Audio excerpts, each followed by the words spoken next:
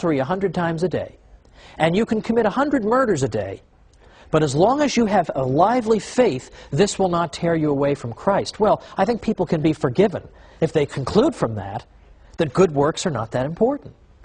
So what Luther started to see in his day was this phenomenon, whereby a tradition of good works began to dry up completely. In fact, Luther himself deeply regretted this and said, at least under the papacy, that is to say, at least under the Catholic Church, you didn't have to force people to be charitable. You didn't have to hold a gun to their heads. They would be charitable spontaneously. He says, whereas living under the gospel, and by under the gospel he means under Lutheranism, he says, not only do I see no charity, to the contrary, people are grasping at each other's belongings. People have become envious and self-centered. He was very interested in this. And throughout his life, he continued to observe good works by Catholics in hospitals and so forth. And it really was a rebuke to him. In fact, at one point, he got so frustrated with his fellow Germans that he tried to leave altogether. He just said, I just had it with you people. Nobody's living the gospel. Nobody's living the Christian life. Well, that's interesting. He had to concede. The Catholic Church had helped to make people charitable. Now, a couple years ago, I was interviewed in the Washington Post. So obviously somebody was fired over that. But I was interviewed in the Washington Post in their live online segment, which I really like, because it's a live question and answer session on the internet. And so readers can type in questions, and then I'm sitting at my computer and I'm seeing all the questions come in, and then I answer them. Well, the questions are coming in fast and furious, so if you didn't have carpal tunnel syndrome before this process, you definitely have it afterward. One of the questions I got I thought was very interesting, and I thought a fair question.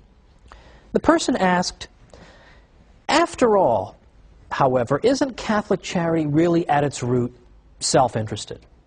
Because, in fact, isn't the person engaged in charity because he expects a reward? He expects to go to heaven. So can't we really say that really Catholic people are no different from people in the ancient world? They're all seeking rewards. And so I thought that was a fair enough objection. So I explained, I gave this answer.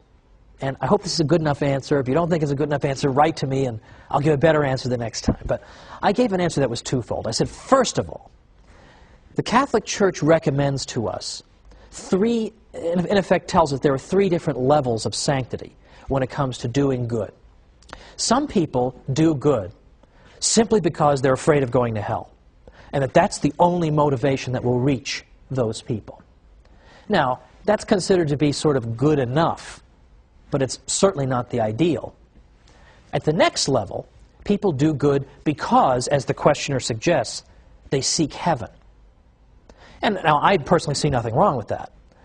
But even that is not the ultimate level that the Church recommends to us. The Church says there is a top level. There's a level at which people do good solely because they love God and they want to please God.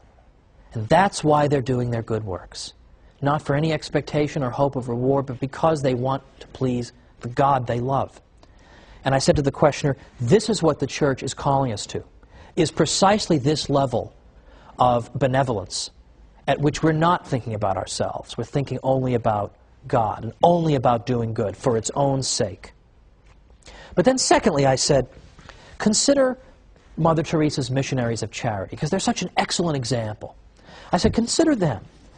Now, you may say, they're doing all these good works and helping all these people who are in wretched conditions oftentimes, and the sickest of the sick and the poorest of the poor, and they're helping those people simply because they want to go to heaven. But they could go to heaven by working in an air-conditioned office. So what makes them want to work in Calcutta, places of that sort, or makes them want to work in AIDS hospices?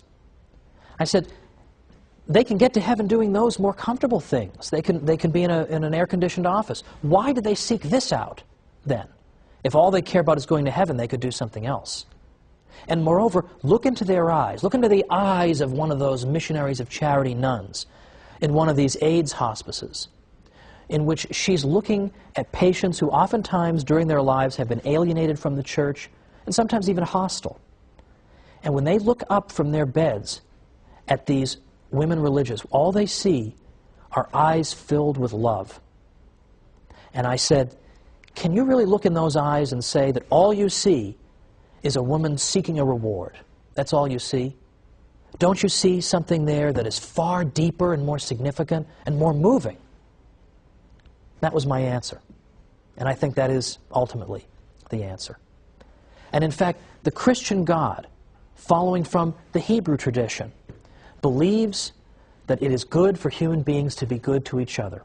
And this was something new among the religions of the ancient Near East. The gods of ancient Sumer didn't seem to care about the human race at all, or what they did. The gods of ancient Greece sometimes used human beings as playthings. They treated them arbitrarily. They were capricious toward human beings. They didn't seem to care how people behaved toward each other. If you wanted to satisfy some of those gods that I've mentioned, you could do so only through various kinds of ritual sacrifice and then just hope for the best. But our God is pleased not only by the sacrifice of the Mass, but is also pleased by good behavior. He cares about how we treat each other. This was something new under the sun. He doesn't want only ceremony, as important as that is, but he cares that we should be good. We should be good to each other, and that's one of the things that pleases him. And it should not come as a surprise that a God who teaches this is going to give a brand new morality to his people. So next time we're going to see how Western standards of morality have been shaped by the Church. So join me for the Catholic Church, Builder of Civilization, and I'll see you then.